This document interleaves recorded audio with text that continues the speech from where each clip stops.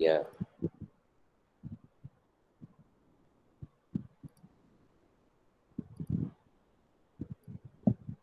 Is the screen visible? Yeah. Yes, sir. Yes, Ah, sir. yes, sir.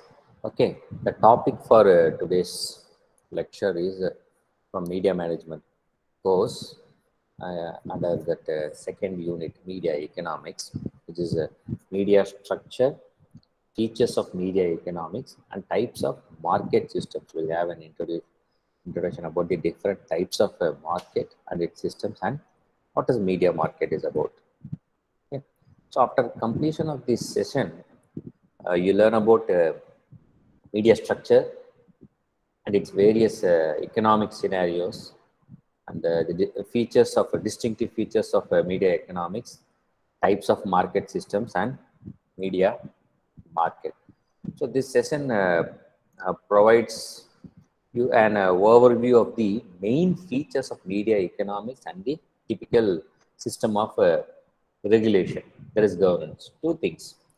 There is a media economics point of view, economical point of view, and the typical system of regulation that will come later. Why this has to be regulated? Because every market they have a regulation system, but here to specifically to tell that is governance. Media economics and the system of regulation will be the scope for this session.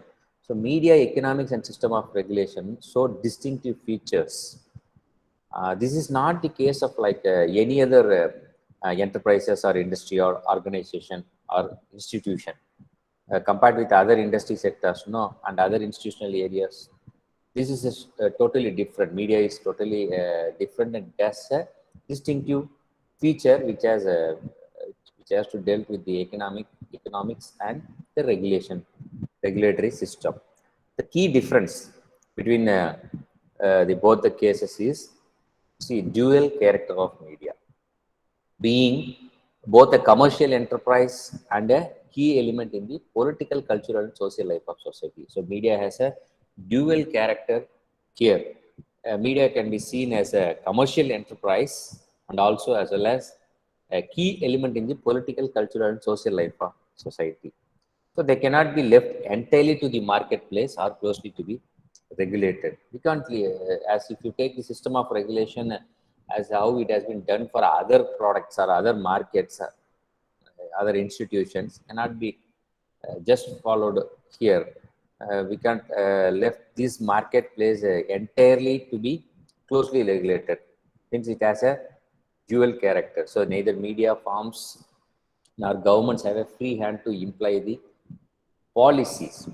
So the trend here is towards the greater freedom.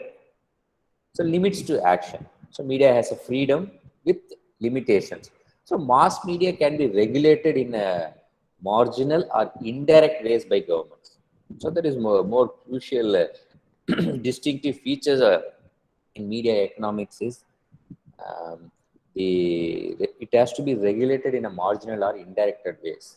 It's not like closely regulated or how it happens to other markets. So the forms are which varies internal, external. So informal and formal means formal ways, indirect ways by government can imply policies. So different forms of regulations are applied to different technologies of distribution in when it comes to media. So the forms of governance are rooted in the history and political cultures of each society. So as I said, having a dual character, indirect way of implementing the policy to control, to regulate the media market. So it can be done in the indirect ways. Let me see the economic principles of media structure. So before getting into that, according to the Robert Georges Pickett, who is an American writer and scholar, he is one of the leading academic experts on media business and media policy economics. He is considered the father of media economic studies.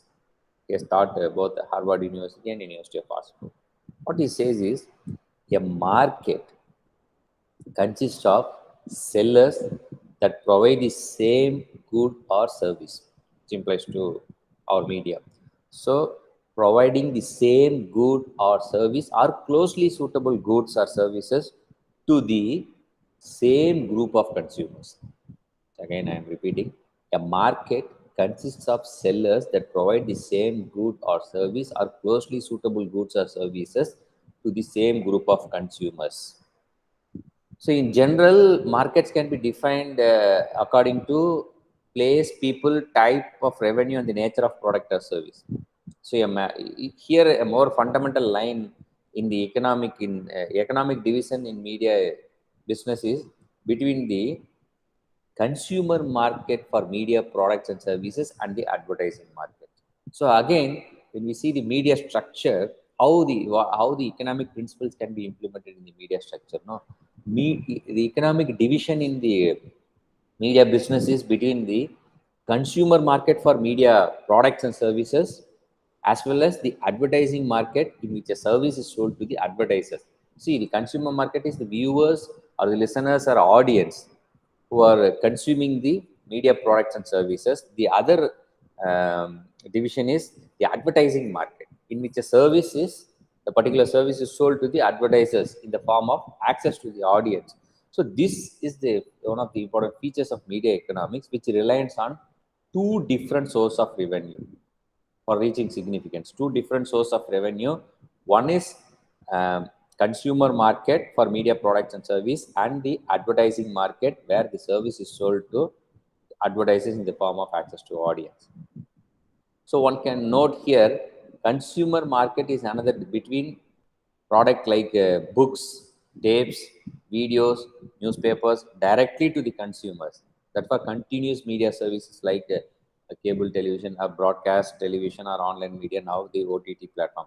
In fact, there are other sources of income besides these two mentioned, but the majority distinctive distinction with the other businesses two market: consumer market for the media products and service, and the advertising market for the advertisers who sell their products. So they include a sponsorship, product placement, and public relation, as well as public money to the private factors. That is how this media structure of it operates. So different source of income. It's a two source of income relates on two different source of income: consumer market and the advertising market. Then implications: advertising versus the consumer revenue. As I said, the two different markets, no? Consumer revenue and advertising. So the difference between the two main source of revenue, is the direct product sales and advertising is an important tool for comparative analysis for explaining the media features. So advertising revenue is only term to the media.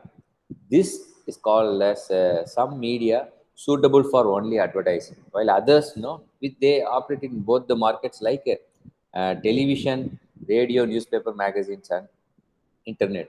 So, for if you say take any media product, uh, it will focus only suitable for only one media type, and rather unsuitable for other advertising media type. So that is, they call it as one-off media.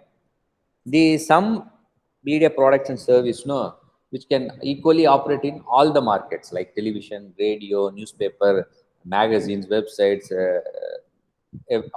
across all the platforms.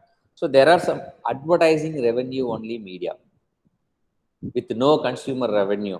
For instance, free newspapers, promotional magazines, and a few television channels. Heard about the free newspapers? No, there are some free newspapers where you can see in some metros, and the promotional magazines, and what you say, some television channels, but they used to say as the open channels, where the consumer no need to pay anything for to access that particular channel. So it's a advertising revenue only media. So advertising based media are accessed according to the number and type of consumers. Okay, this is measured with the circulation, readership, and reach or ratings. So advertising based media, the media will operate only with the advertising cost, not expecting anything from the consumer or the viewer or the reader's side. So the market performance of media content, that is paid directly by the consumers. The other part is asset by the income received from sales and subscription to services. You heard about the paid channels, no? The paid newspapers, yeah, the subscriptions. So the market performance, is directly the content is paid for directly by the consumers, is assessed by the income received from sales of newspapers and the subscription to the services and this OTT television. So performance in one market can affect the performance in another markets where a medium, if a medium operates in both. So for instance, an increase in newspaper sales, that is producing more consumer revenue, lead to higher advertising rates. They used to have that TRP. For example, for television, they have the TRP, reach television rating point, and readership point for readership points for the newspapers. So, if an increase in newspaper sales, which lead to higher advertising rates, so based on the TRP and the readership, they will increase the fix the advertising rates that provide the increase does not lead to lower than the average level. So that both are interrelated. So difference of revenue can lead a different kind of opportunity. For example, as I said, the TRP decides the the what you say, the content uh, rate, or the for the particular slot, or for the particular prime time. So the performance in one market can affect the performance in another, where medium, if a medium operates in both. So this is very important. Advertising based media and the market performance media. Advertising is the revenue only media. It doesn't rely on the consumers side income from the consumer side. And the market performance media, the content is directly paid from the consumers in terms of sales and the subscriptions, what they get it from the consumers. If you see, what are the to list out a few, the distinctive features of media economics. Media are some typical. Let us understand some typical features of the economics of media. This will distinguish the economic features from other kinds of business. First, media are typically hybrid or mixed in character. So often they operate in dual market, selling a product to consumers and a service to advertisers. As I said, dual market, selling product to consumers and service to advertisers. So secondly, media cost structures are characterized by high labor intensive intensives and high fixed costs. So both dependencies are not here. It is a result of this is because of technological change and media expansion. So that is the reason the media cost structures are characterized by high labor intensive and high fixed cost. The third feature of the media is the high degree of uncertainty and also the uniqueness of the product. Uncertainty, this is 100% the consumer's point of view. Uncertainty refers to consumer evaluation. It is still difficult to predict audience taste for music, films, or books. However, they are doing some manipulation through publicity is tried in the different media. If you take a television, no, which is a this high degree of uncertainty refers to the consumer evaluation. It is not easy to predict predict or fix. This is going to be the audience taste. This is the model, or this is the successful model of economic model for a particular television program or particular reality show, or for a film or a book or for music. No, it's very difficult to predict. So that is the reason high degree of uncertainty in this media business. Fourthly, despite standardization, many media products can be easily differentiated on a day-to-day basis. So it can be repeatedly sold in exactly the same form. What I say, in the name of creativity, it becomes a big challenge. For I am referring here the television channels, the television shows. It's very difficult. So the next, we can't standardize also. That is the reason we can't standardize. Fifthly, the media seem has a tendency of concentration.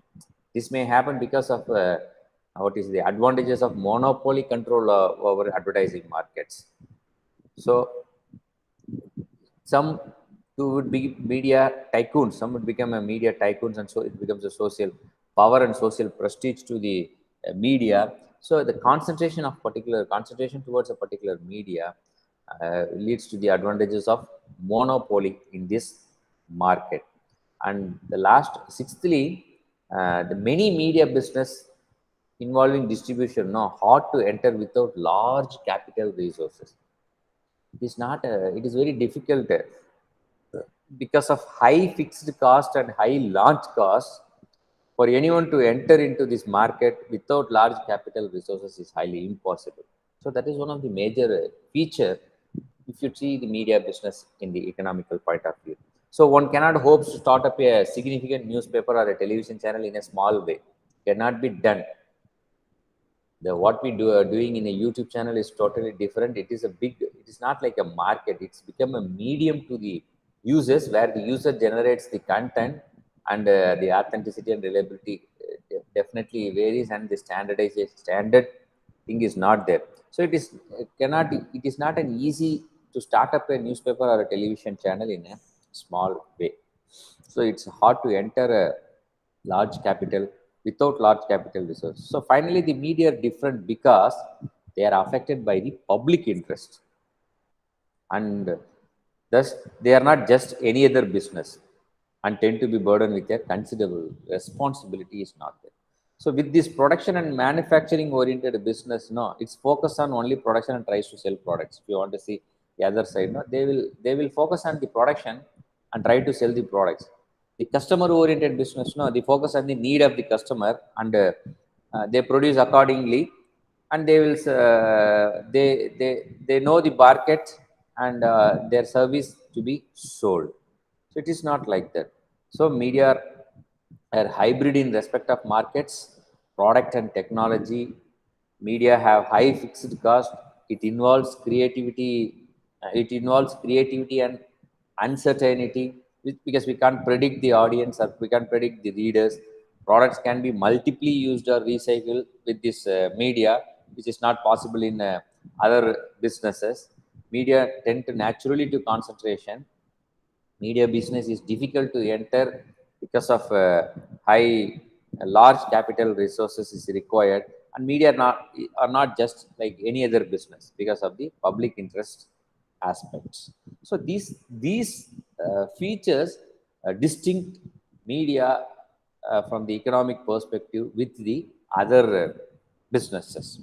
Okay, hybrid, uncertainty, multiple products can be used recycled, which is not possible in other business, and naturally to concentration because of the monopoly, and because of large capital resources required. So it's not easy, it's very difficult to enter to a startup or like that a small newspaper or television channel.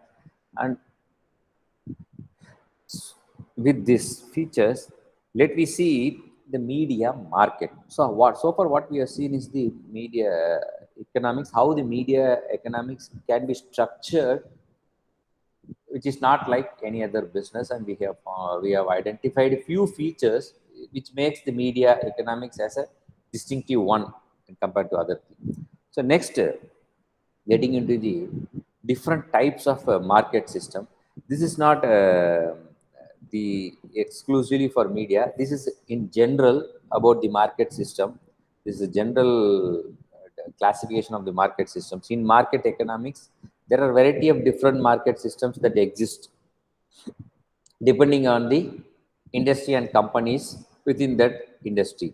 So the five major market system types are perfect competition, monopoly, oligopoly, monopolistic competition, and monopoly.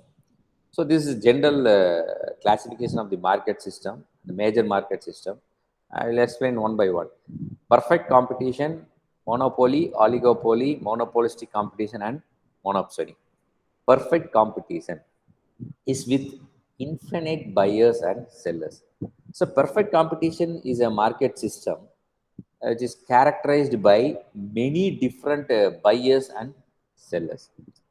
So in the classical, if you see the classical theoretical definition of a perfect market system, no perfect competition market system, there are infinite number of buyers of and sellers, infinite number of buyers and sellers. So with so many market players, it is impossible for any one participant to alter the prevailing price in the market.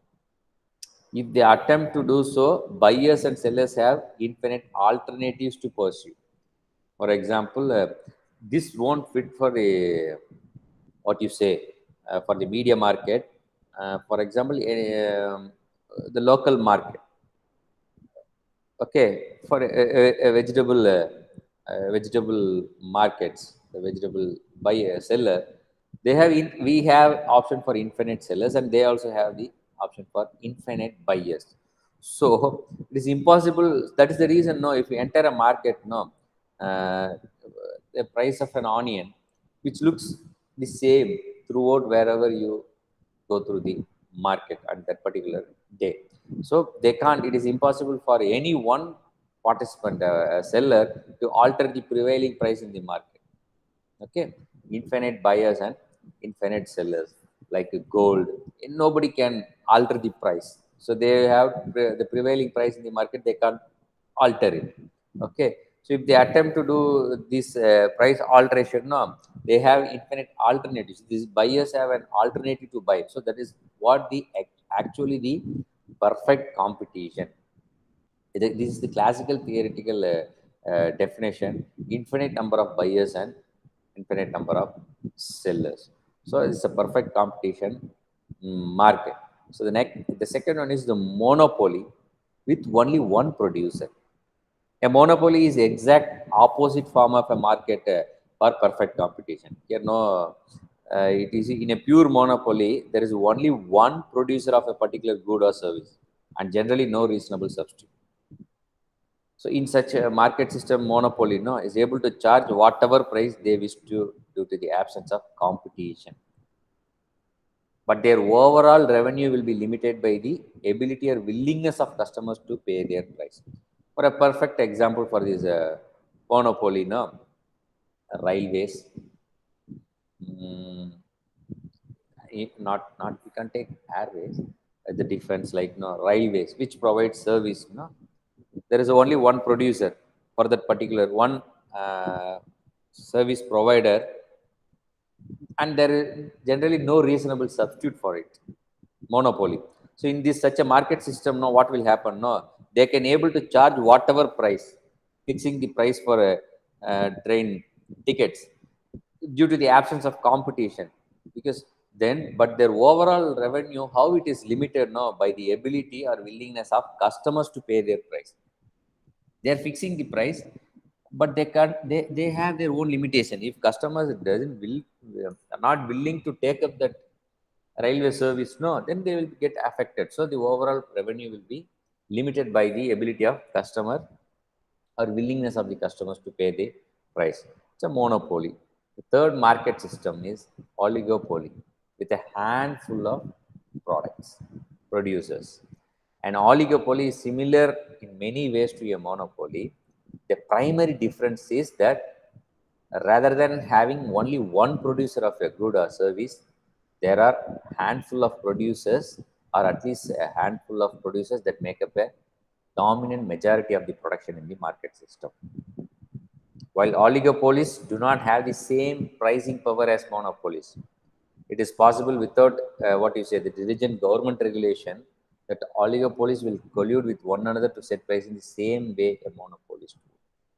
So the oligopolies is like a, what you say, as I say, it's a handful of producers.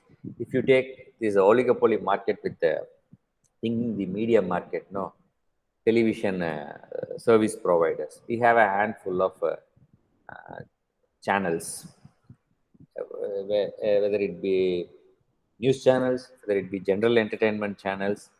Okay, they they cannot. They have the same pricing power as monopolies. They can fix, like it is possible with the government regulation. There is a government regulation. They can set their prices in the same monopolist would, but with the diligent government regulation, because of the handful of producers or service providers are in the market. Okay, monopolist. The, the fourth one is monopolistic competition. The monopolistic competition with numerous competitors. Monopolistic competition is a type of market system which combines the elements of a monopoly and perfect competition. So, like a perfectly competitive market system, there are numerous competitors in the market.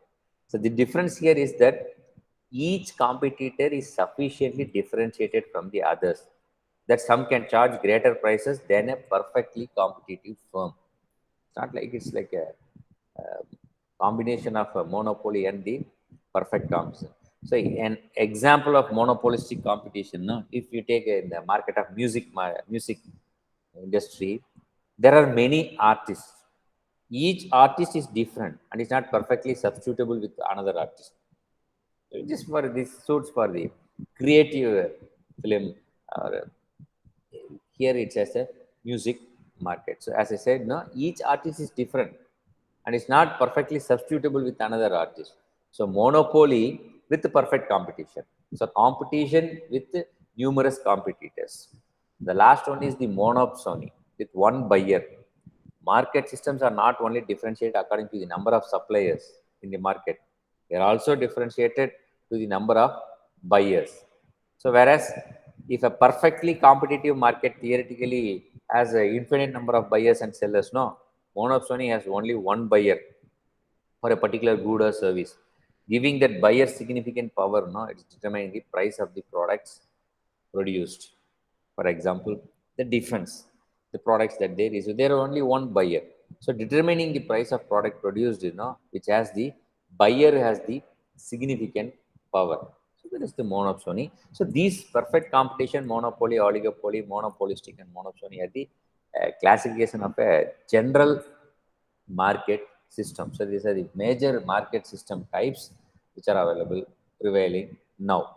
So next we'll get into the media market, an area of group of people where everyone receives the same television programs and reads the same newspaper. A media market can be described as describes the group of consumers that have access to the same marketing messages, where everyone receives the same television programs, reads the same newspaper. So typically, media markets relate to radio, television, and print medium such as newspaper and magazine. No, since the internet plays a vital role in the marketing today for these media. So internet is an another medium to be considered here, and OTT. Other terms to media market include, no, the broadcast market, media region, the television market, and general market. So the primary factor in establishing a market is location or geography when it comes to media, because media market describes the group of consumers that have access to the same marketing messages. So the primary factor in establishing a market is location or geography. So a media region typically consists of areas that are close in proximity to each other. This means a market does not consist of different states or regions, one on the south or one on the north, east, and west, where our country suits a lot because they have to serve the each region. Okay, so that's why the media region where are close in proximity to each other. In short, no, a media region is areas that media publication reaches two or three states run into each other. So a market typically overlap with one or two major states. No, so most media market includes, no, two or three states or regions. So media region, the primary factor in establishing a market is the location or geography, which location.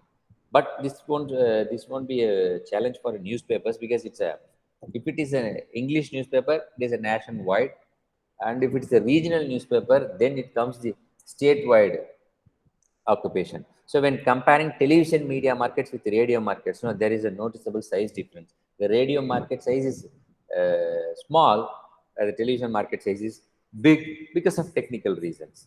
So, for example, in a country like ours, few of the northern states make up one media market, and in southern states, each and every state has their own media market because of the regional diversity, regional language difference. So, primarily, this is because of radio station is a smaller than a television station because of the technological broadcasting reason. So media region information is used by the media outlets to sell their advertising spots.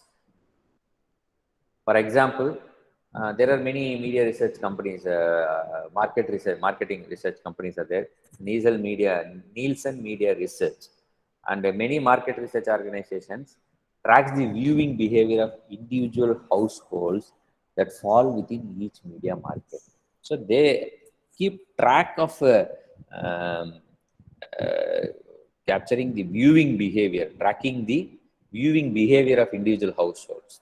So this information includes the demographics, such as the age of individual, income level, education level, and other information. Where this which comes under the market research, some many companies are doing.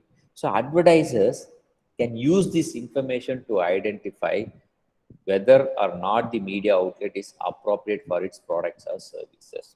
So that uh, region regional evaluation helps these advertisers.